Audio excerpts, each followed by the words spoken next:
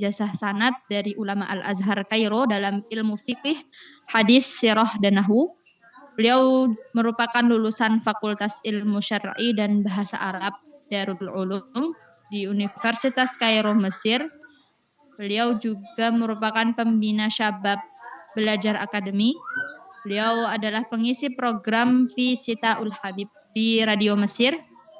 Beliau pengajar ilmu syar'i dan narasumber kajian Islam, dan beliau adalah syekh yang aktif berdakwah di sosmed ya. Beliau memiliki 630.000 subscriber di YouTube dan 100.000 followers di Instagram. Masya Allah. Ya. Dan saat ini beliau Syekh Muhammad Al-Fuli insya Allah sudah hadir bersama kita. Mari sama-sama kita sapa beliau. Ya. Bismillah. Assalamualaikum ya Syekh. Waalaikumsalam warahmatullahi wabarakatuh. Kaifal hal? Alhamdulillah bikhair. Wa kaifa halukum ya Syekh? Alhamdulillah. أتمنى أن تكونوا بخير وصحة جيدة إن شاء الله. Baik. Ya, terima kasih kepada Syekh sudah hadir bersama kita pada malam hari ini. Ya, teman-teman sekalian, akhwati, untuk tidak memperpanjang kalam, mari ya kita mulai inti acara kita pada malam ini. Mari sama-sama kita dengarkan kajian dengan tema Antara Muslimah dan Majelis Ilmu oleh Syekh Muhammad Al-Fuli hafizahullah ta'ala. Ya, mudah-mudahan kita semua dapat mengambil banyak faedah dari yang beliau sampaikan. Sekali lagi silahkan siapkan catatannya dan mohon untuk semua peserta mematikan mikrofon. Ya, mari kita dengarkan bersama kepada Syekh Muhammad Al-Fuli, falyatafaddal mashkuran. Syukran, barakallahu fikum. Assalamualaikum warahmatullahi wabarakatuh. Allahumma shrah li sadri wa yassir li amri wa hlul 'uqdatam min lisani yafqahu qawli. إن الحمد لله نحمده ونستعينه ونستغفره ونعوذ بالله من شرور أنفسنا ومن سيئات أعمالنا إنه من يهديه الله فلا مضل له ومن يضلل فلا هادي له أشهد أن لا إله إلا الله وأشهد أن محمدا عبده ورسوله لا نبي بعده. Teman-teman yang dirahmati oleh Allah Subhanahu wa taala, saya mau cek dulu suara saya terdengar. Kalau terdengar kita lanjut insyaallah. Terdengar Syekh. Alhamdulillah, alhamdulillah. Baik, alhamdulillah. Saya hari ini sangat senang dan kagum bisa bertemu ya dengan insyaallah calon penghuni surga. Baik, kenapa saya mengatakan calon penghuni surga? Ya, karena Rasulullah sallallahu alaihi wasallam bersabda, "Idza marartum bi riyadil jannati farta'u." Rasulullah berbicara sama sahabatnya dan menyuruh mereka untuk melewati atau untuk mampir taman-taman surga. Jadi sahabat bertanya, emang mana taman surga itu ya Rasulullah? Kata Rasulullah, majalisul dzikri atau majalisul ilmi, majlis ilmu. Ya, itu majlis ilmu itu seperti bagian dari surga yang turun ke bumi. Maka bagian yang di surga itu dihuni oleh siapa? Dihuni oleh penghuni surga. Ya, maka teman-teman semua yang di sini insya Allah penghuni surga. Amin ya rabbal alamin. Baik, mungkin teman-teman ada yang mungkin pernah melihat misalnya saya di sosmed ataupun misalnya hadir kajian di masjid, jadi sudah kenal sama saya. Ada yang belum kenal juga, jadi izinkan saya perkenalkan diri dulu. Saya Al-Faqir Muhammad Al-Fuli dari Mesir. Saya lahir besar di Mesir dan alhamdulillah sudah di Indonesia sekitar 6 tahun ya. Dan selama dakwah alhamdulillah semuanya lancar. Kami pernah dakwah ke beberapa daerah, ya misalnya Kalimantan, Jawa Timur, Jawa Tengah, Jawa Barat, Sumatera Selatan, Riau, Sumatera Utara. Insya Allah hari Jumat ke Medan. Jadi teman-teman yang dari Medan di sini bisa hadir insya Allah. Insya Allah hari ini kita akan membahas tema yang sangat penting ya, muslimah dan majlis ilmu. Tapi seperti yang moderator sampaikan tadi, al-ilmu saydun wal kitabatu qaidun, ya itu kata Imam Syafi'i rahmatullahi alaihi, al-ilmu saydun wal kitabatu qaidun faqayyid suyudaka bil hibali wal wasibah. Jadi ilmu itu ibarat hewan buruan ya, dan menulis itu adalah ikatannya.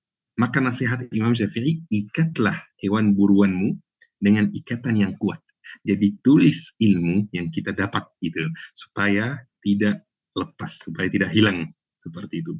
Maka teman-teman bisa mengambil catatan, dan nanti juga kita bisa ada sesi tanya jawab kalau tidak salah ya. Jadi kita bisa bertanya-tanya, ngobrol, membahas materi hari ini. Dan sebenarnya saya sangat senang ketika saya tahu kalau ini kajian akhwat ya. Soalnya kalau kajian akhwat berarti saya bisa menyinggung masalah-masalah yang akhwat hadapi dalam hidupnya, dalam proses menuntut ilmu ya. Jadi audiensnya uh, yani jelas gitu. Baik, Bismillah. Saya ingin mulai dulu dengan hal yang sangat penting supaya kita bisa mengetahui apa nilai ilmu itu. Ayo kita sepakati dulu bahwa perhitungan Allah Subhanahu wa Ta'ala itu beda dengan perhitungan manusia. Baik, maksudnya bagaimana, Syekh? Baik, perhitungan Allah Subhanahu wa Ta'ala beda dengan perhitungan manusia seperti ini. Kalau dengan perhitungan manusia, ada orang yang sedekah 1 dirham dan ada orang yang sedekah 1000 dirham. Mana yang sedekahnya lebih besar dengan perhitungan manusia? Ya, tentu saja 1000 lebih besar dari 1. Ini adalah perhitungan manusia. Tetapi perhitungan Allah Subhanahu wa Ta'ala sangat berbeda dengan perhitungan manusia. Rasulullah sallallahu alaihi wasallam bersabda, "Sabaqa dirhamu 1000 dirham." Atau sabaqa dirham 100,000 dirham. Ya. Jadi pahala sedekah 1 dirham itu kadang-kadang bisa mengalahkan pahala sedekah 1000 dirham atau 100.000 dirham. Kok bisa? Ya, begini ceritanya. Karena yang sedekah 1 dirham itu total hartanya adalah 1 dirham. Jadi dia sedekahkan 100% dari hartanya. Sedangkan yang sedekah 1000 dirham itu total hartanya 1 juta. Jadi dia sedekahkan berapa persen? Ya hitung sendiri. Kalau soal matematika saya kurang ya. Pokoknya perhitungan Allah Subhanahu wa Ta'ala itu beda dengan perhitungan manusia. Baik. Perhitungan Allah. Nabi Muhammad adalah nabi manusia paling mulia. Tidak ada yang lebih mulia dari Nabi Muhammad SAW. Tidak ada yang lebih berilmu dari Nabi Muhammad SAW. Ini perhitungan Allah Subhanahu wa Ta'ala. Tapi perhitungan manusia. Dulu pas Nabi Muhammad di Makkah, kuffar Quraisy mengejek Nabi Muhammad SAW di surat Al-Furqan. Mereka berkata seperti ini. Allah Subhanahu wa Ta'ala menyampaikan melalui firman-Nya di Al-Quran percakapan yang terjadi antara kuffar Quraisy, antara orang-orang kafir di Quraisy dan antara Nabi Muhammad SAW. A'udzu billahi minasyaitonir rajim. Bismillahirrahmanirrahim. Wa idza ra'auka yattakhidunaka illa huzwan. Ahadha alladhi ba'atha Allahu rasulah. Dan apabila mereka melihat kamu, mereka itu kufar Quraisy ya. Apabila mereka melihat kamu, mereka hanyalah menjadikan kamu sebagai ejekan dengan mengatakan inilah orangnya yang diutus Allah sebagai rasul. Gak ada orang yang lebih baik dari dia, gak ada orang yang lebih mulia dari dia, gak ada orang yang lebih kaya dari dia. Ini perhitungan manusia. Mereka menganggap Nabi Muhammad SAW sebagai ejekan. Na'udzubillah ya. Tapi di sisi Allah, Nabi Muhammad paling mulia. Jadi, kalau kita membahas ilmu, jangan pakai perhitungan manusia. Itu pesan saya. Kenapa saya mengatakan seperti itu? Karena saya pernah dapat nasihat dari syekh saya. Nasihat itu sangat berkesan dan selalu saya sampaikan. Sampai hari ini saya sampaikan kepada istri saya. Kata syekh saya, ada 2 pekerjaan yang paling mulia di dunia ini. 2 pekerjaan. Selain itu biasa-biasa saja, bisa jadi mulia, tetapi tidak ada yang bisa mengalahkan 2 pekerjaan ini. Apa 2 pekerjaan ini? Yang pertama adalah guru, ya. Yang kedua adalah ibu rumah tangga. 2 pekerjaan ini menurut saya ini 2 pekerjaan paling mulia di dunia. Baik. Padahal kalau kita pakai perhitungan manusia, mohon maaf guru ini gajinya kecil. Benar gak? Ya, seperti itu. Guru gajinya kecil. Mohon maaf, kalau kita pakai perhitungan manusia, ibu rumah tangga itu kadang-kadang dianggap remeh gitu. Mohon maaf, betul kan?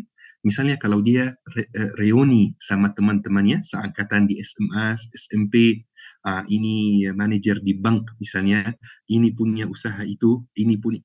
Terus giliran dia ditanya, kamu kerjanya apa? Dia jawab, aku mengurus rumah tangga. Wah, dilihatin kurang produktif ya, kurang bermanfaat gitu ya.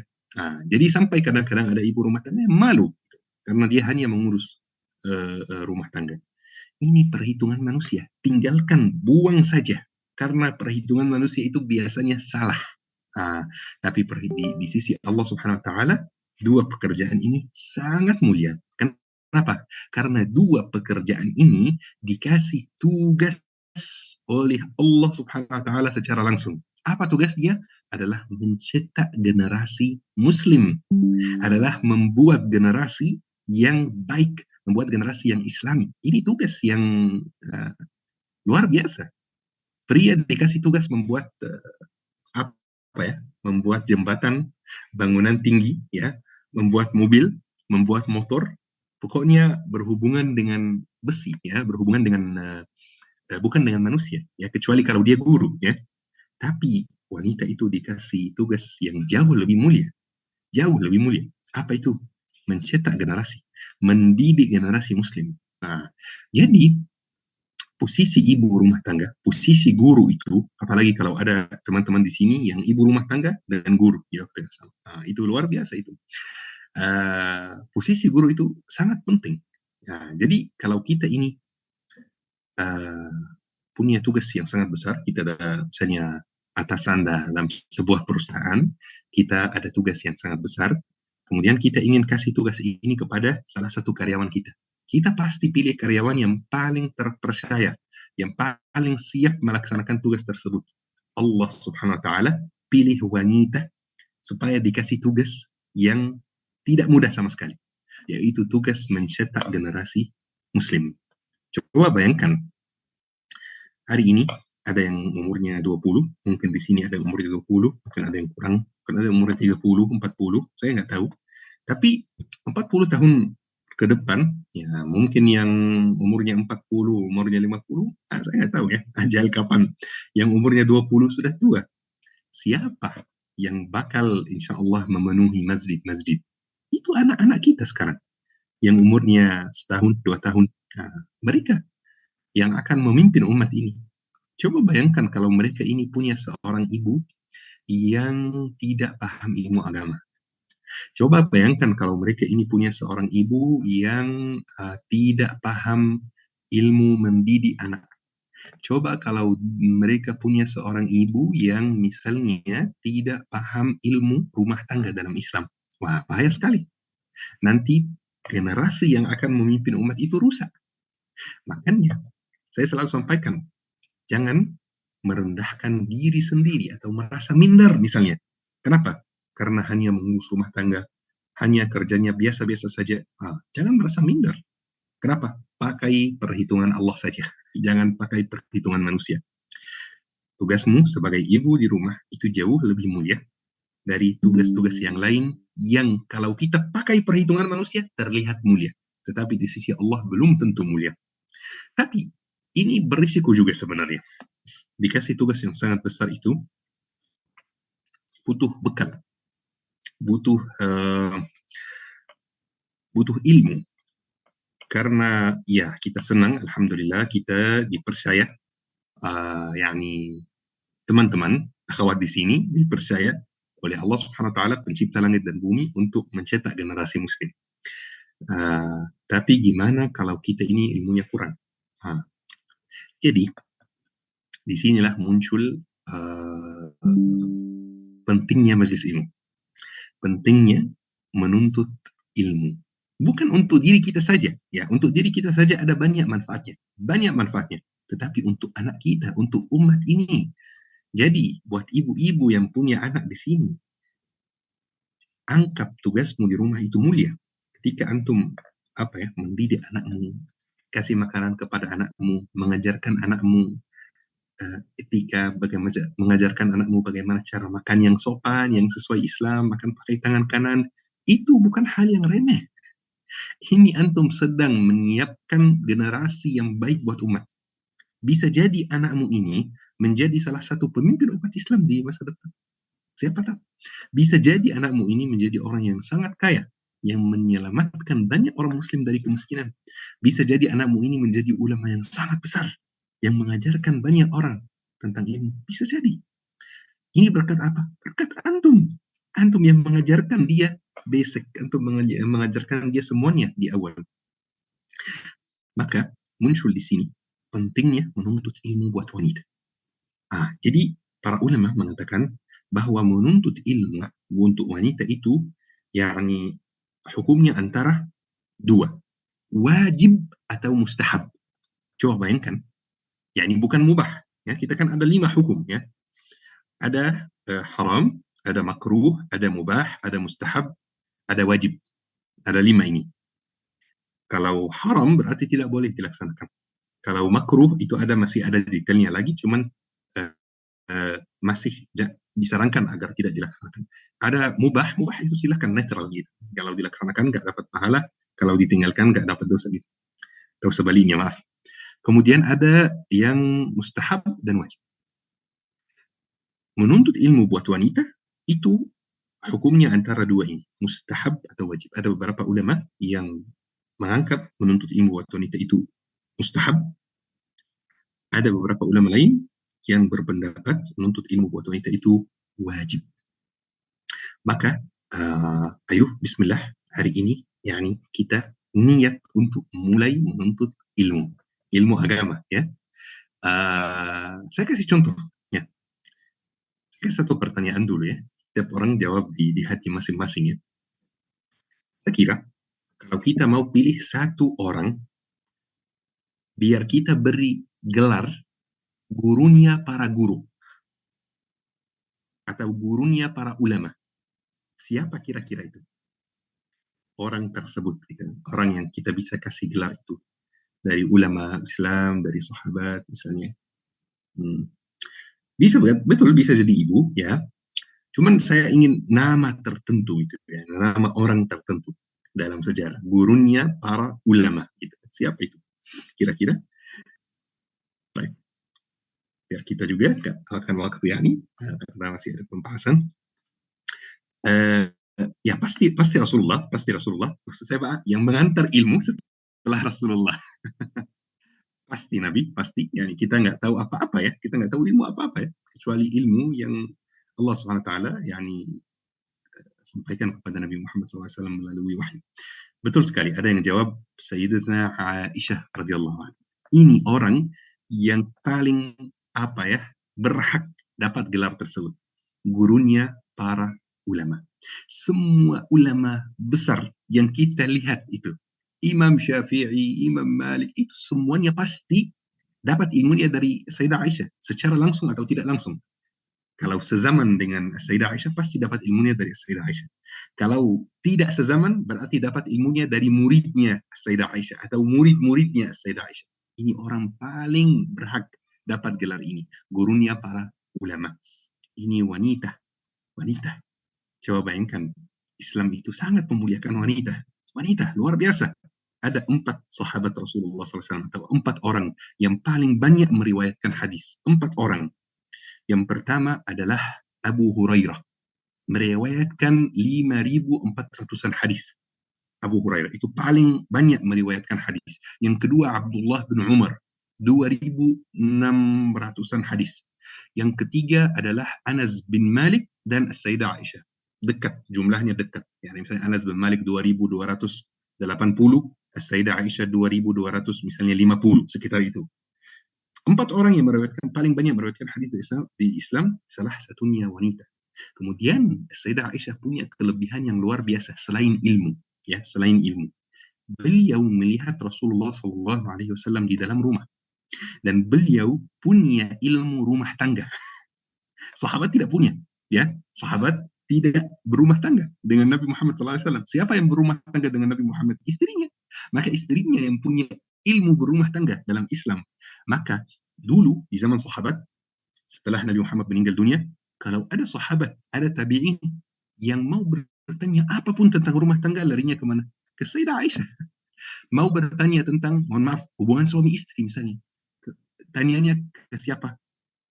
Sayyidah Aisyah. Kenapa? Karena beliau yang tahu semuanya. Masya Allah. Maka menuntut ilmu buat wanita itu hukumnya yakni mustahab atau wajib ya. Gurunya para ulama dalam Islam itu siapa? Sayyidah Aisyah.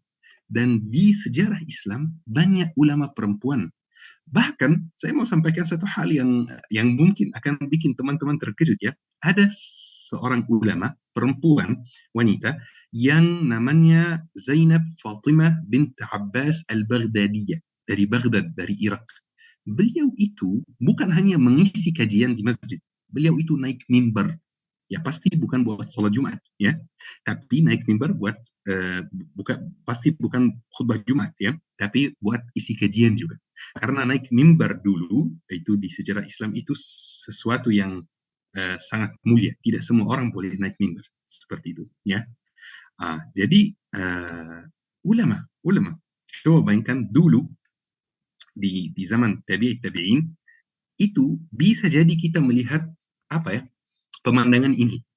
Masjid, kemudian ada wanita yang duduk di kursi misalnya, kemudian ada di bawahnya orang-orang yang menuntut ilmu. Wanita itu syaikhah ya, ulamanya, dan yang di bawahnya itu pria-pria. Bisa seperti itu terjadi dulu. Mungkin di zaman kita sekarang itu sesuatu yang aneh gitu ya, tapi itu terjadi di zaman tabi'in dan setelahnya. Kenapa? Karena wanita waktu itu dia tahu kalau tugasnya itu ya bukan hanya hidup, makan, minum, tidur saja. Enggak. Wanita itu punya peran yang sangat penting dalam menuntut ilmu dan menyampaikan ilmu. Masalah ada satu juga wanita namanya Ummu Darda. Beliau ini ulama juga. Beliau mengatakan seperti ini. Saya ini mencoba seluruh jenis ibadah. Misalnya qiyamul lail, zikir, dan lain-lain. Tidak ada ibadah yang bisa bikin saya khusyuk seperti menuntut ilmu, hadir majlis ilmu. Kata Ummu Darda, ini ibadah yang paling bisa bikin saya khusyuk. Masya Allah, luar biasa. Ulama kita, umat Islam bukan hanya pria. Ada banyak ulama yang wanita. Barusan saya tadi berbicara sama istri saya, saya cerita kajian hari ini tentang apa, ya. Jadi saya cerita kalau Syekh saya di Mesir namanya Muhammad Salim Al-Awa. Bisa dicari namanya di Google. Beliau yakni terkenal di sana. Muhammad Salim Al-Awa. Beliau itu gurunya itu perempuan, itu wanita. Namanya Aisyah Abdurrahman bintu Syati'. Mungkin ada yang pernah dengar namanya, soalnya banyak bukunya yang sudah ditranslate ke bahasa Indonesia. Saya sarankan bukunya dibaca. Masya Allah sangat berfaedah. Aisyah Abdurrahman bintu Syati' itu gurunya langsung. Jadi guru saya itu, syekh saya itu, kalau ke masjid menuntut ilmu, itu gurunya wanita ya. Ya, seperti itu. Jadi bukan hanya rajin ikut wanita itu, Aisyah Abdurrahman, bukan hanya rajin ikut majelis ilmu, dia yang mengajar. Dia yang mencetak ulama-ulama. Jadi, itu penting sekali teman-teman. Hadir majelis ilmu itu, menuntut ilmu itu, penting sekali. Buat diri sendiri, buat anak kita, dan buat umat juga.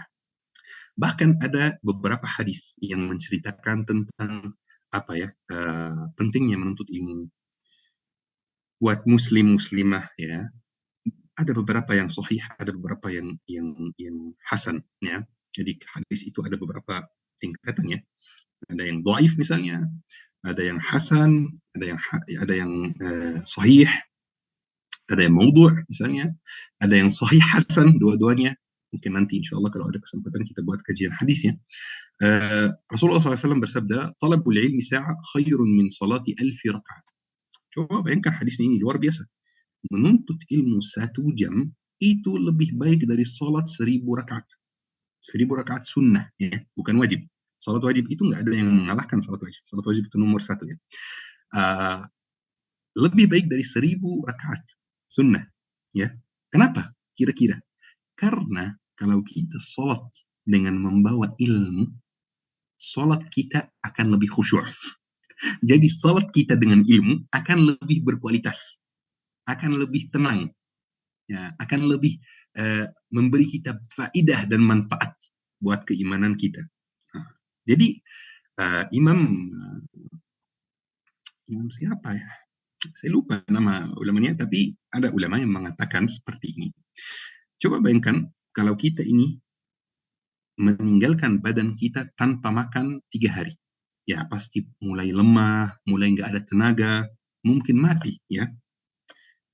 Kenapa, kata beliau, kenapa kita meninggalkan hati kita dan akal kita tanpa ilmu lebih dari 3 hari? Akal kita bisa mati juga, hati kita bisa mati juga. Karena kata beliau ini, ilmu itu adalah gizi buat hati. Jadi ilmu itu adalah makanannya hati, makanannya akal kita. Jadi jangan sampai luar 3 hari tanpa belajar hal baru tentang ilmu. Jangan. Satu hadis saja. Satu hadis. Kata Rasulullah SAW, "Balighu anni walau ayat." Sampaikanlah walaupun satu ayat. Masya Allah. Baik, kita lanjut. Menuntut ilmu 1 jam itu lebih baik dari sholat sunnah 1000 rakaat. Dan lebih baik dari mengunjungi 1000 orang sakit. Mengunjungi 1 orang sakit itu pahalanya luar biasa. Ya, misalnya ada satu hadis Rasulullah SAW bersabda bahwa Allah Subhanahu wa taala akan menyampaikan kepada hamba, "Saya sakit, kenapa kamu tidak mengunjungi saya?" Jadi Allah Subhanahu wa taala yang menyampaikan seperti itu. Jadi hamba akan menjawab, yani bagaimana mengunjungi yani Allah Subhanahu wa taala? Engkau adalah pencipta langit dan bumi. Jadi Allah menyampaikan kepada dia bahwa saya selalu berada di tempat orang sakit. Seperti itu. Itu yani hadisnya yang penjelasannya. Kalau mau dapat rahmat Allah Subhanahu wa taala, maka di sana, di tempat orang sakit. Menuntut ilmu 1 jam itu lebih baik dari mengunjungi 1000 orang sakit. Coba bayangkan pentingnya ilmu buat kita. Coba bayangkan pentingnya ilmu buat umat kita. Karena sebenarnya ilmu itu juga ada satu hal yang sangat penting, ya. Ada satu hal yang luar biasa yang kita dapat. Kita ini memperbaiki cara berpikir kita dengan ilmu. Jadi, ya saya kasih contoh misalnya. Kita pasti sudah misalnya akhir-akhir ini sudah tahu di barat kasus LGBT dan lain-lainnya. Itu mulai muncul tahun 2017 misalnya. Itu mulai viral, mulai terkenal, mulai seperti itu 2016 mungkin ya. Kan kalau ada anak kecil di barat yang lahir 2016 itu baru lahir. Jadi dia besar di barat di mana LGBT itu sudah hal yang sangat biasa, sudah hal yang sangat wajar, tidak dipermasalahkan. Coba bayangkan. Dia akan apa? Cara berpikir dia seperti ini. LGBT itu biasa. Kenapa? Karena apa yang kelilingi dia itu menunjukkan bahwa LGBT itu hal yang biasa. Beda dengan anak yang lahir di lingkungan muslim. Dia nggak mungkin anggap LGBT itu hal biasa. Kenapa? Karena lingkungannya. Maka jika kita kelilingi diri kita dengan ilmu, dengan ulama, dengan majlis ulama, cara berpikir kita itu lama-lama akan mendekati cara berpikir Nabi Muhammad SAW. Karena segala hal yang kita pelajari itu akan bikin kita punya cara pandang dan cara berpikir sesuai perintah Nabi Muhammad SAW. Misalnya ada orang yang kalau hujan misalnya, ya hujan terganggu misalnya, ya saya mau keluar nanti kehujanan. Tapi kalau cara berpikir Nabi Muhammad beda, cara pandang Nabi Muhammad beda. Hujan berarti doa mustajab. Ayo ini kesempatan yang bagus buat berdoa. Ini yang maksud saya dengan cara berpikir. Baik, misalnya ketika berumah tangga misalnya, Jadi misalnya kita ini suami misalnya banyak minta-minta misalnya, buatin ini. Kalau lingkungan kita bukan lingkungan ilmu, maka kita akan capek, marah gitu. Kok banyak disuruh-suruh gitu. Tapi kalau lingkungan kita ilmu, maka kita akan tahu bahwa ini sebenarnya suami lagi memberi kita tiket masuk surga, ya. Karena melayani keluarga itu adalah jalan masuk surga, jalan tol masuk surga. melayani rumah tangga, melayani keluarga, melayani anak, seperti itu. Fa'innahu huwa jannatuki wa nar. Ini adalah surgamu, dan suamimu adalah surgamu dan nerakamu. Maksudnya apa? Maksudnya suami dan istri itu bisa dengan mudah masuk surga bareng. Sangat mudah masuk surga bareng. Dan mohon maaf, sangat mudah masuk neraka bareng juga. Kalau mereka tidak bekerja sama untuk masuk surga, maka naudzubillah sebaliknya. Ya, ini cara pandang kita. Ya, dan untuk suami juga. Tapi mungkin karena nggak ada laki-laki di sini, saya nggak bahas ya. Tapi untuk suami juga. Kalau istri minta dibeliin ini, istri minta dibeliin ini. Kalau suami itu lingkungannya bukan Islami, lingkungannya bukan ilmu, cara pikirnya bukan ilmu, maka dia akan capek. Wah, kok boros banget kok. Tapi kalau lingkungannya ilmu, dia akan tahu bahwa memang Allah kirim rezeki kepada dia, kepada istrinya melalui dia, melalui suami. Maka nggak ada masalahnya dia keluarin rezeki itu. Memang rezekinya punya istri ya, seperti itu.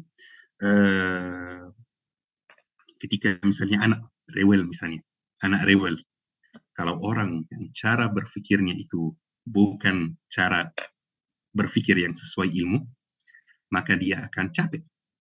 Kenapa? Karena dia menganggap anak itu ya investasi masa tua ya, bukan jalan ke surga ya. Maka semakin investasinya mudah dan untungnya banyak, semakin dia senang. Ya seperti itu kalau bisnis ya. Tapi cara berpikir yang pakai ilmu itu beda. Anak itu bukan investasi masa tua, bukan. Anak itu adalah jalan ke surga. Ya, ya dan banyak contoh yang seperti itu. Saya ada satu cerita yang baru terjadi beberapa hari yang lalu.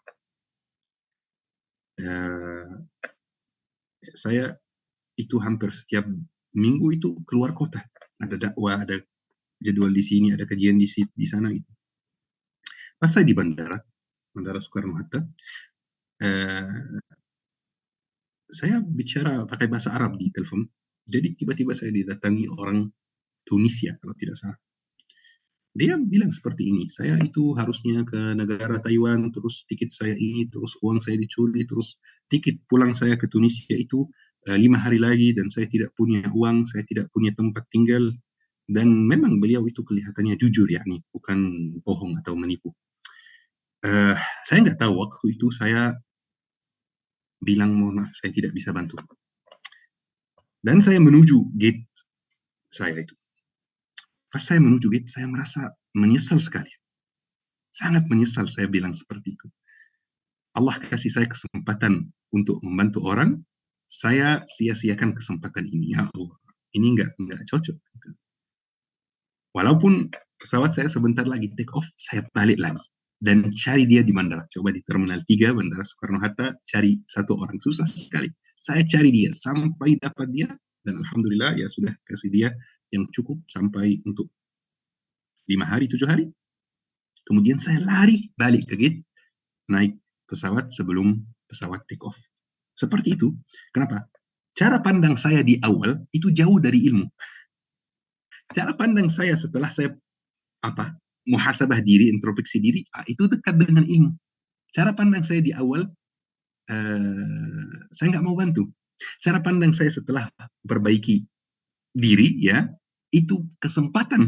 Saya yang membutuhkan dia, bukan dia yang membutuhkan saya. Saya membutuhkan pahala yang saya akan dapat, bukan dia yang membutuhkan. Kalau saya nggak bantu, Allah akan kirim orang lain untuk bantu. Seperti itu. Jadi itu semuanya berkat apa? Itu semuanya berkat ilmu.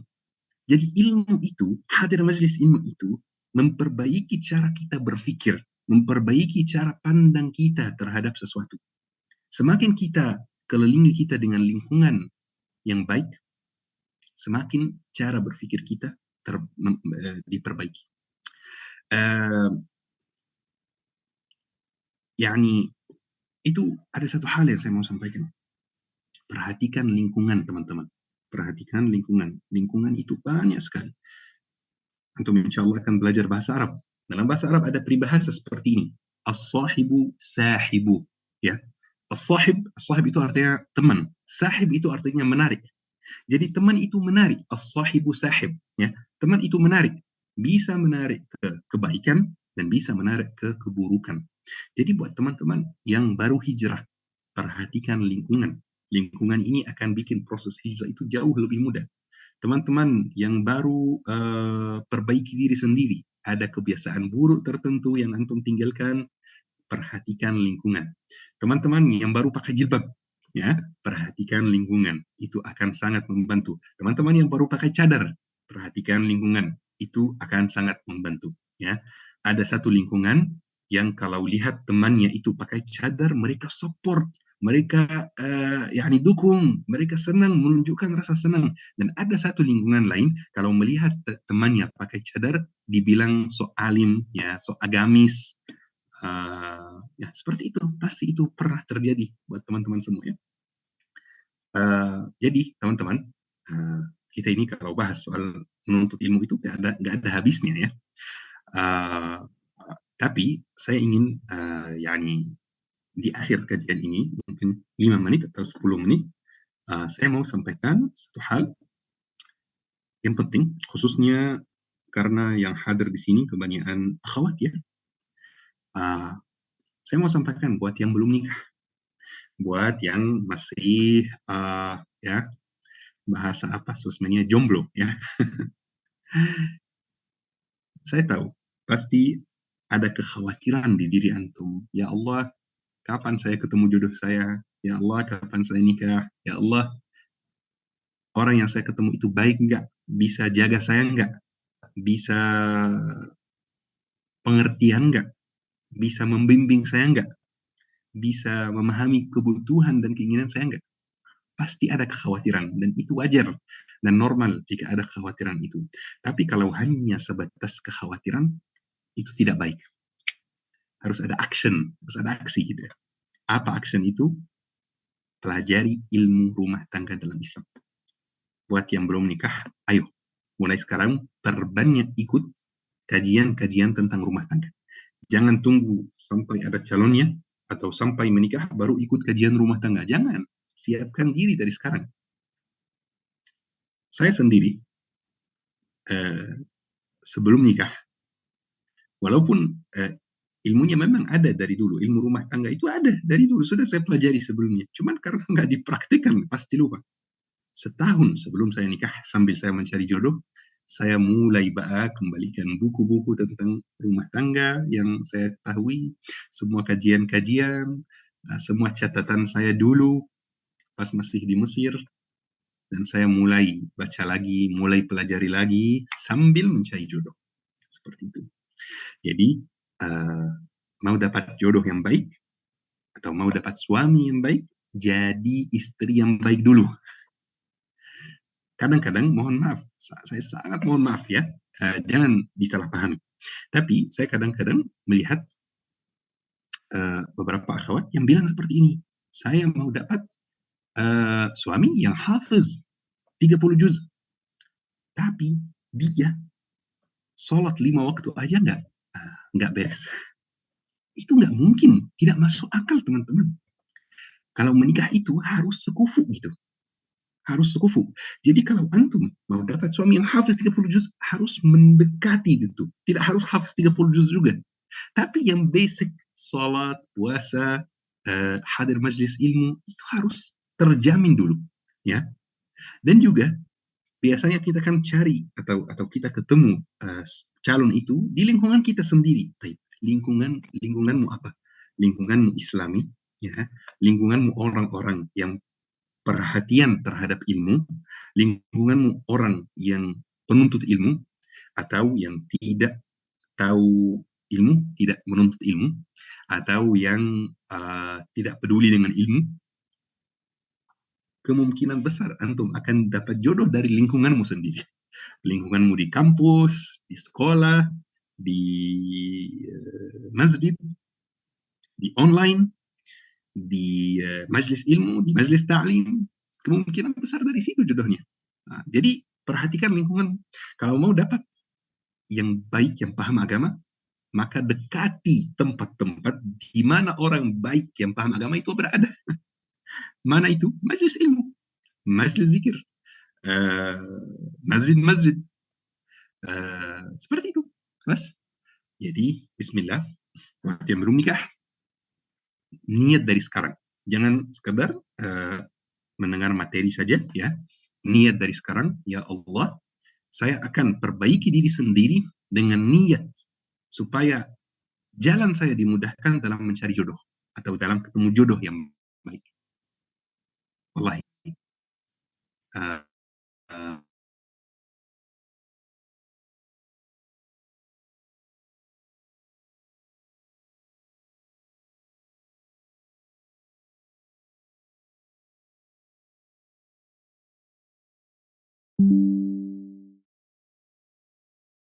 soalnya kadang-kadang kita orang secara tidak sengaja kadang-kadang menzolimi anak kita secara tidak sengaja, menzolimi suami kita secara tidak sengaja, menzolimi istri kita secara tidak sengaja, menzolimi orang tua secara tidak sengaja, tapi karena kita nggak tahu kalau ini termasuk menzolimi seperti ini. Jadi niat dari sekarang ilmu supaya dapat jodoh yang baik. Jadi istri yang baik supaya dapat jodoh yang baik. Itu solusinya. Baik, saya merasa itu cukup buat hari ini. Mudah-mudahan apa yang disampaikan hari ini bermanfaat. Ada satu hadis sahih bahwa ada dua orang yang berteman di dunia. Dua orang ini teman yang sangat dekat di dunia. Tapi di akhirat ada satu masuk surga dan satu masuk neraka. Yang masuk surga mencari temannya. Kan mereka berteman dekat di dunia, maka di surga dia mencari temannya. Kok nggak ada? Jadi dia bertanya kepada Allah Subhanahu wa taala, "Ya Allah, teman saya di mana?" Allah Subhanahu wa taala menyampaikan kepada dia, "Temanmu di neraka." Maka dia mohon kepada Allah Subhanahu wa taala, "Ya Allah, saya tidak bisa menikmati surga tanpa temanku."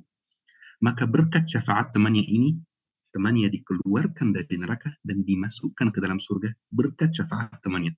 Berkat mengenal orang soleh. Jadi pesan saya dua sekarang. Yang pertama, jika antum punya hubungan dengan orang soleh, ibu solehah, ayah soleh, adik soleh, kakak soleh, teman soleh, tetangga soleh, tetangga solehah, jangan sia-siakan hubungan ini. Karena hubungan ini bisa menyelamatkan antum dari api neraka. Ya. Baik, pesan yang kedua, kalau teman-teman sudah masuk surga, tolong saya dicari. Ya, bisa saya diselamatkan dari api neraka berkat yakni teman-teman mencari saya di surga. Mudah-mudahan kita semua termasuk ahli surga. Amin ya rabbal alamin. Baik, syukran. Assalamualaikum warahmatullahi wabarakatuh. Waalaikumsalam warahmatullahi wabarakatuh. Insyaallah, alhamdulillah. Ya, alhamdulillah ya akhwat. Jazakumullah khairan Syekh atas penjelasannya terkait materi kita hari ini tentang antara muslimah dan majelis ilmu ya, Masya Allah. Mudah-mudahan akhwat semua dapat memahami dengan baik ya dan dapat mengambil faidah dari apa yang telah beliau sampaikan. Baik, teman-teman sekalian, kita lanjutkan ke sesi berikutnya ya, yaitu sesi tanya jawab. Ya, untuk penanya kita beri kesempatan untuk satu penanya terlebih dahulu. Kemudian kita melihat waktu, jika memungkinkan kita akan tambah penanya lagi, begitu ya, akhwat ya. Silahkan, jadi bagi yang ingin bertanya, Anda persilahkan untuk menggunakan fitur raise hand, Masya Allah. Ya, di sini ada Ukti Dia Ayuditya. Tafadholi Ukti Dia, silahkan.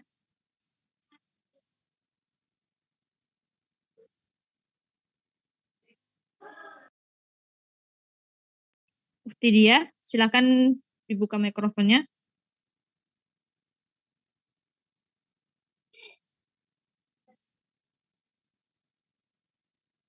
Tes, Dia, sini hilang sinyal ya. Suara Anda masih terdengar?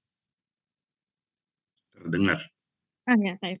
Ya, mungkin Ukti Dia, oh ya, baik, sudah Ukti Dia? Halo? Iya, sudah. Assalamualaikum warahmatullahi wabarakatuh. Selamat malam, Ustadz dan Ustazah. Saya izin bertanya. Begini, saya kan kondisinya sekarang lagi bekerja di suatu perusahaan di mana sehari-harinya saya bekerja sebagai seorang shifter. Namun jauh dalam diri saya ingin bercita-cita juga menjadi seorang ibu rumah tangga nantinya yang bisa menjadi ibu rumah tangga yang baik.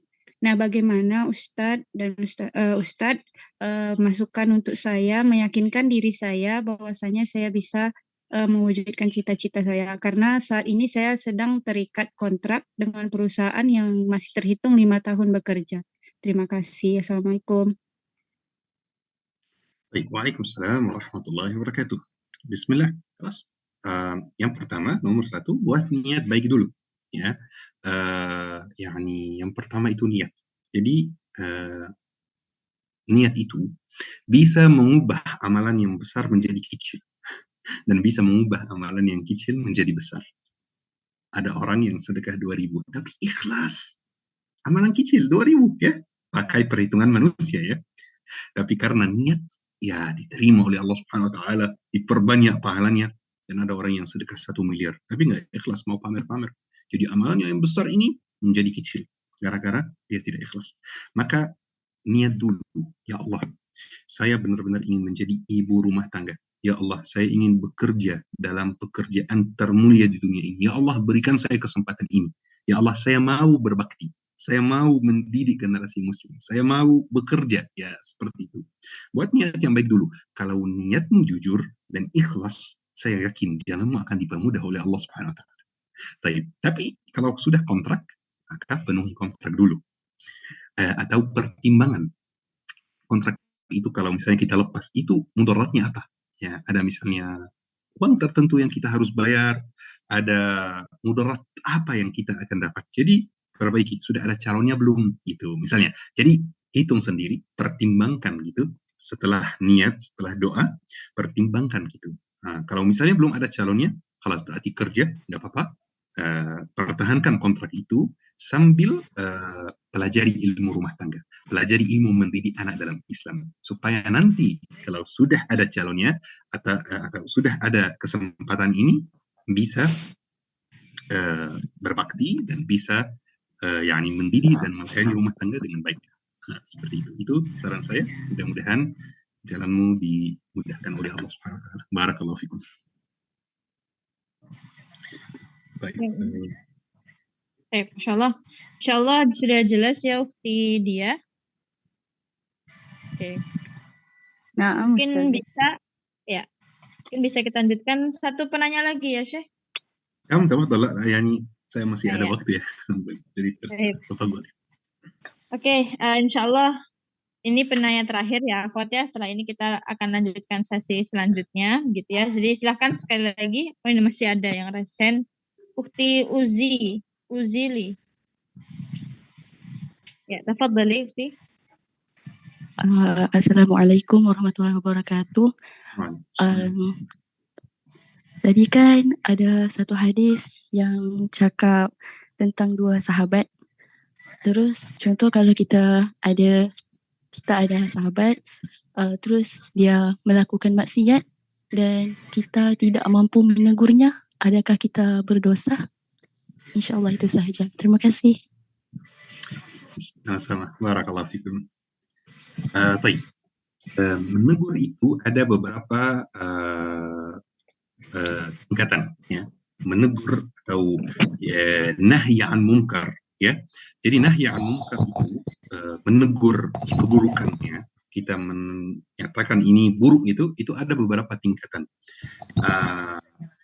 Rasulullah SAW bersabda, "Man ra'a minkum munkaran", jika seorang dari kalian melihat keburukan, melihat sesuatu yang mungkar, falyughayyirhu biyadihi, maka ubahlah, hapuskan mungkar itu dengan tangan.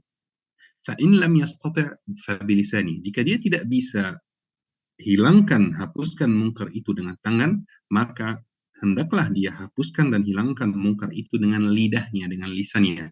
Fa in lam yastati', jika dia tidak mampu juga menghilangkan dan menghapuskan mungkar ini dengan lisannya, maka hendaklah dia hapuskan mungkar ini dengan hatinya. Wa dzalika adhaful iman. Baik. Tingkatan.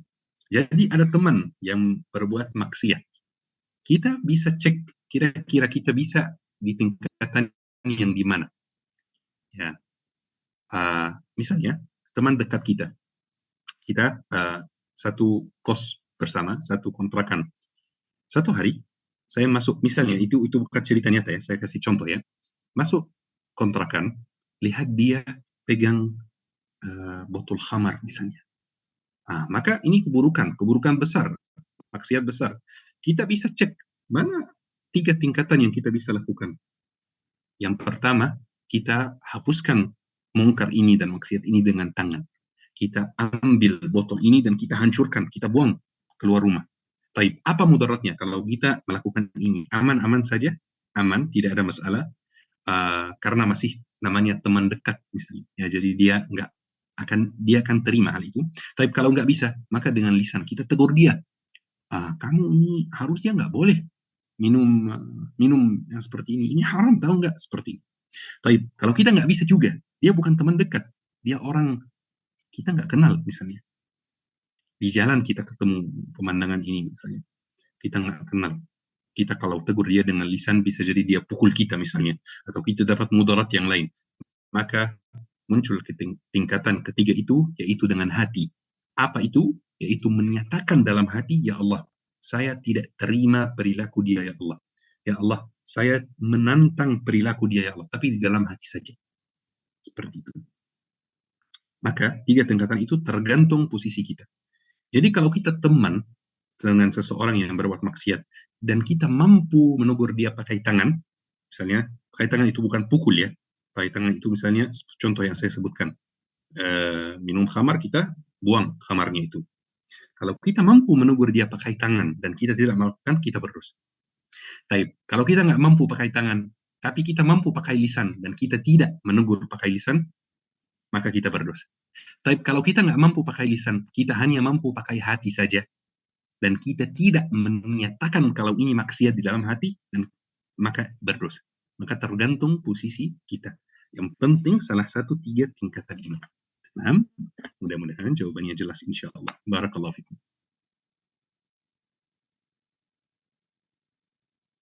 Masya Allah jelas ya Ukti Uzi tadi, Ukti Uzili. Tapi akhwat, insya Allah kita cukupkan ya sesi tanya jawab, karena kita akan lanjut kepada sesi selanjutnya begitu ya. Ya, kita langsung sesi selanjutnya, itu ada sesi door prize gitu ya. Sesi door prize insya Allah pada malam hari ini kita akan ambil 3 pemenang. Ya, pemenang itu yang bisa menjawab dengan benar pertanyaan dari Syekh Muhammad Al-Fuli gitu. Ya, nanti setelah Syekh memberi pertanyaan, silahkan bagi teman-teman yang bisa menjawab raise hand. Tapi setelah Anda persilahkan gitu supaya adil, bersama-sama kita mulai begitu ya. Baik. Tafadhol ya Syekh. 1 pertanyaan. Pertanyaannya yang sulit, sedang, mudah? Terserah ya Syekh. Baik, bismillah. Kita misalnya tanya 1 pertanyaan. Nabi Muhammad meninggal di umur berapa dan Abu Bakar As-Siddiq meninggal di umur berapa? Ini 1 pertanyaan yang bisa dijawab. 2 orang ini meninggal di umur berapa? Ini pertanyaan pertama. Ya, baik, Masya Allah. Ya, kita mulai ya akhwat untuk menjawab pertanyaan pertama.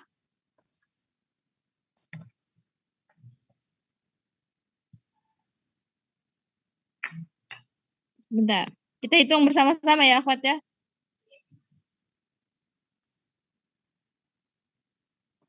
Kita hitung bersama-sama dulu. Mohon maaf, lower hand dulu ya. Kita hitung bersama-sama. Ini siapa ini? Oke, ya. Bismillah. Silahkan nanti setelah hitungan ketiga, silahkan klik raise hand gitu ya. Bismillah, 1, 2, 3. Silahkan. Ya, Masya Allah, Ukti dia lagi. Luar biasa. Kalau yang lain mungkin ya, Ukti dia tadi sudah berkesempatan menjawab. Bertanya ya. Kita ganti Ukti Maina. Silahkan Ukti Maina. Bismillahirrahmanirrahim. Assalamualaikum warahmatullahi wabarakatuh. Nabi Muhammad meninggal di usia 63 tahun, sedangkan Abu Bakar meninggal di usia 60 tahun. تمام. Baik. Benar, Syekh? ada sebenarnya ada 2 riwayat ya. Abu Bakar meninggal di umur berapa? Ada yang 1 60, ada yang 1 63. Tapi yang lebih terkenal 63. Jadi kita nggak bisa bilang jawabannya salah karena memang ada dalam buku sirah itu, dalam buku sejarah 60. Jadi kesimpulannya jawabannya insya Allah benar. Baik, Masya Allah. Oke, Ukti Maina. Oke, yang lainnya boleh minta tolong lower hand dulu ya. Luar biasa. Nanti kita lanjutkan ke pertanyaan 2. Syekh, mungkin pertanyaannya bisa yang terkait dengan materi kita hari ini gitu ya, Syekh? Mesh, kita terkait dengan materi kita hari ini. Terkait dengan materi kita hari ini. Saya belum siapkan pertanyaan, tapi coba kita yang spontan saja ya. Bismillahirrahmanirrahim.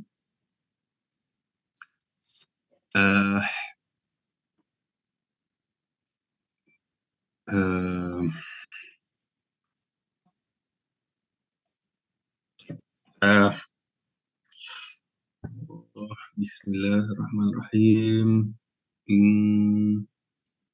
Baik, siapa istri Rasulullah nomor 2? Kita kan bilang nomor 1 yang paling banyak meriwayatkan hadis itu Sayyidah Aisyah, ya. Setelahnya siapa paling banyak meriwayatkan hadis? Nomor 2 dalam istri-istri Rasulullah, ya. Baik. Oke, siap akhwat? Kar, kita hitung dulu ya. Bismillah. Saya lower hand dulu, Ukti Hasanah.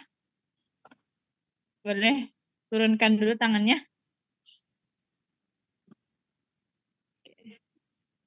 Ya, bismillah, kita hitung sama-sama ya. 1, 2, 3. Oke, Masya Allah, Ukti dia luar biasa. Boleh ya, sekarang pertanyaan kedua Ukti dia. Cepat sekali mengklik. Tafadhali Ukti dia. Nah, Ustazah, seperti dari materi yang disampaikan Ustaz tadi, yang paling banyak menyampaikan ilmu adalah istri Nabi, yaitu Zainab.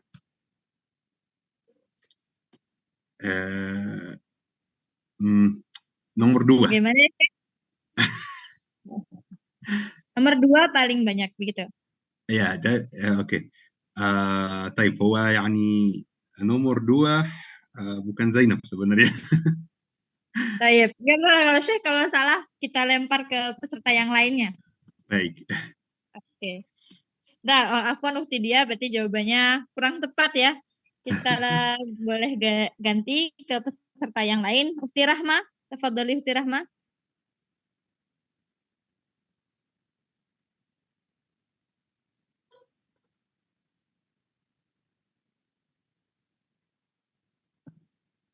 Ukti Rahma. Iya, Saudah binti Zam'ah bin Qais radhiyallahu anhu. Belum benar.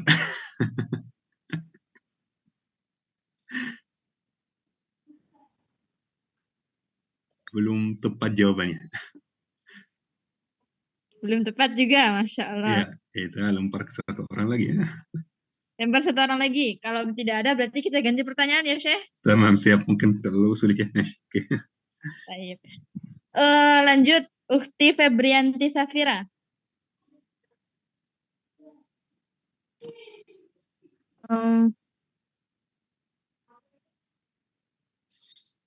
Saudah binti Zam'ah bin Qais. Sama Ini dengan yang tadi. sama namanya sama yang tadi. Ya, berarti belum ada yang tepat ya, Syekh. Mungkin bisa kita ganti pertanyaannya ya, Syekh. Tamam, kita ganti pertanyaannya saja ya. Baik, kita masih terkait istri Rasulullah SAW. Berapa jumlah istri Rasulullah secara total gitu? Berapa istri Rasulullah SAW? Berapa jumlahnya? Jadi akhwat, untuk saat ini kita lower hand dulu ya. Kita mulai lagi dari awal, lower hand semuanya. Kita hitung lagi bersama-sama.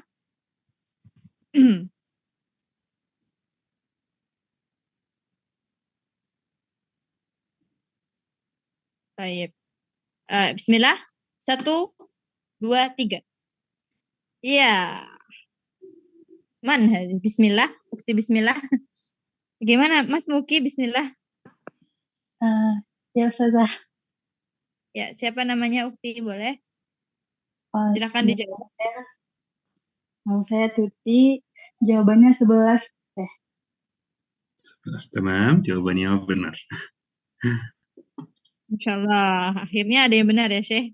Ya, alhamdulillah. Oke. Ukti siapa tadi namanya, Afwan? Tuti, Kak. Siapa sekali lagi, Tuti. Suti, atau mungkin bisa ditulis di chat ya, biar nama lengkapnya ya. Boleh ya? Khawatir tertukar. Baik, boleh dituliskan di kolom chat ya. Baik. Lanjut ke pertanyaan ketiga, Syekh. Tamam, Tiga pertanyaan terakhir. ketiga. Bismillah, pertanyaan ketiga. Mungkin tidak ada kaitannya dengan topik, tapi masih terkait istri Rasulullah ya, terkait muslimah. Misalnya Nabi Muhammad pernah punya anak laki-laki namanya Al-Qasim ya, tapi meninggal di umur muda, masih anak kecil atau bayi kalau tidak salah. Anak Nabi Muhammad Al-Qasim itu ibunya siapa? Ibunya dari istri Rasulullah itu siapa yang melahirkan Al-Qasim? Baik. Ayo, akhwat, boleh lower hand dulu, kita mulai lagi. Oke, lower hand dulu semuanya.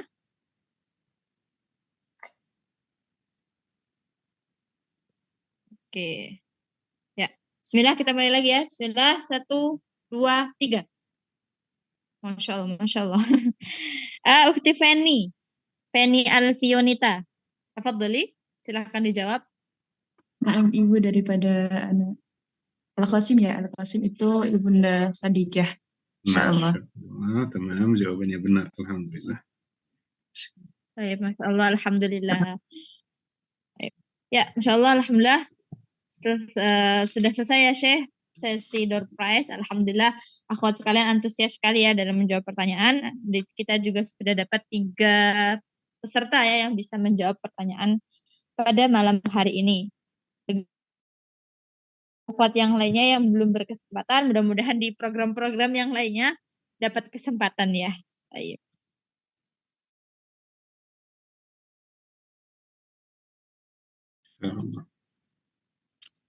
Dan selanjutnya kami mohon mungkin Syekh dapat menyampaikan closing statement ya, Syekh, untuk memotivasi para peserta Quantum Maba yang mungkin ada beberapa yang baru memulai belajar bahasa Arab di Quantum Maba ini, Syekh. Bismillahirrahmanirrahim. Wassalatu wassalamu ala asyrofil mursalin. Bahasa Arab itu atau ilmu nahwu itu biasanya dalam istilah ilmu syar'i disebut ulumul alah. Ulumul alah itu adalah ilmu alat. Ya, misalnya antum mau sampai ke destinasi A, antum harus pakai transportasi. Ya, baik. Transportasi paling cepat untuk sampai destinasi A itu apa? Ya, bisa jadi pesawat, bisa jadi mobil, tergantung destinasinya. Baik. Antum mau pelajari ilmu agama, antum mau menuntut ilmu agama. Buat apa? Buat semua alasan yang kita sebutkan tadi. Buat diri, buat ketemu jodoh yang baik, buat mencetak generasi muslim, buat bermanfaat buat umat, buat mendapatkan gelar pekerjaan paling mulia. Baik, ini destinasi kita, menuntut ilmu agama. Apa transportasinya?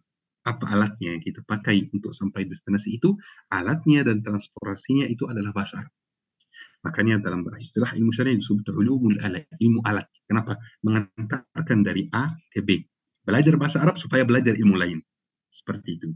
Makanya bahasa Arab itu sangat penting dan akan permudah proses belajar ilmu agama, akan permudah proses memahami ilmu agama. Ya. Karena memang Al-Quran, inna anzalnahu Qur'anan Arabiyyan. Quran itu berbahasa Arab. Dan Al-Quran itu sumber dari segala ilmu yang kita punya. Segala ilmu yang kita pelajari dari tadi itu sumbernya adalah Al-Quran. Sumber utamanya adalah Al-Quran. Ilmu Al-Quran berbahasa Arab. Bagaimana caranya mempelajari itu? Itu dengan bahasa Arab. Maka sebelum belajar bahasa Arab juga jangan lupa niat. Niatnya apa? Supaya saya bisa memahami ilmu agama. Supaya saya bisa mendalami ilmu agama. Saya yakin proses akan jadi jauh lebih ringan jika niat itu selalu antum mengingatkan diri sendiri dengan niat itu. Kenapa? Karena pas pas belajar itu kadang-kadang merasa sulit. Wah, kok kenapa bahasanya seperti ini? Kenapa? Kadang-kadang merasa sulit. Tapi ketika mengingatkan diri sendiri, oh saya belajar supaya saya sampai pada destinasi saya, ya jadi prosesnya akan terasa lebih ringan. Gitu. Jadi bismillah, semangat belajar. Langkah pertama untuk menuntut ilmu, untuk lebih memahami ilmu agama adalah mempelajari bahasa Arab. Mudah-mudahan insya Allah proses belajar mengajar itu mudah, lancar, tidak ada halangan. Mudah-mudahan insya Allah kita bisa bertemu lagi lain kali dalam antum sudah dalam keadaan lancar berbahasa Arab insya Allah.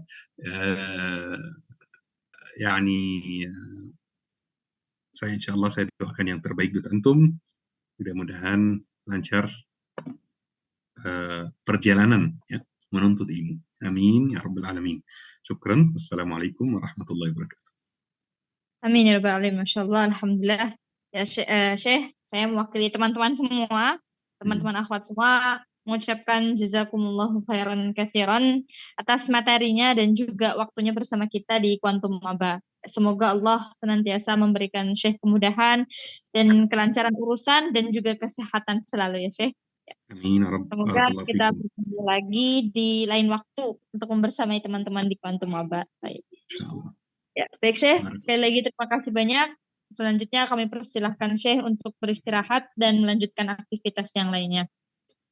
Baik, tamam, barakallahu fikum, syukran, jazakumullahu khairan. Saya izin live dulu ya. Assalamualaikum. Nah, Syekh. Waalaikumsalam warahmatullahi wabarakatuh. Baik akhwati fillah azani Allah wa iyyakum ajma'in. Alhamdulillah sudah selesai materi kita hari ini. Mudah-mudahan tadi sudah disemangati oleh Syekh Muhammad Al-Fuli ya. Semoga teman-teman semua semakin semangat belajar bahasa Arab, ilmu syar'i, dan juga semakin semangat untuk mendekatkan diri kita kepada Allah Azza wa Jalla. Ya, sampai bertemu lagi ya teman-teman pada program-program Quantum Maba yang lainnya. Baik, sekali lagi Ana ucapkan jazakumullahu khairan atas partisipasinya dan juga waktunya. Kemudian kita tutup pertemuan malam hari ini dengan doa kafaratul majelis. Subhanakallahumma bihamdik asyhadu an la ilaha illa anta astaghfiruka wa atubu ilaik. Ya, kemudian untuk teman-teman yang tadi berhasil menjawab door prize ya insya Allah nanti akan dihubungi panitia untuk rewardnya. Baik. Untuk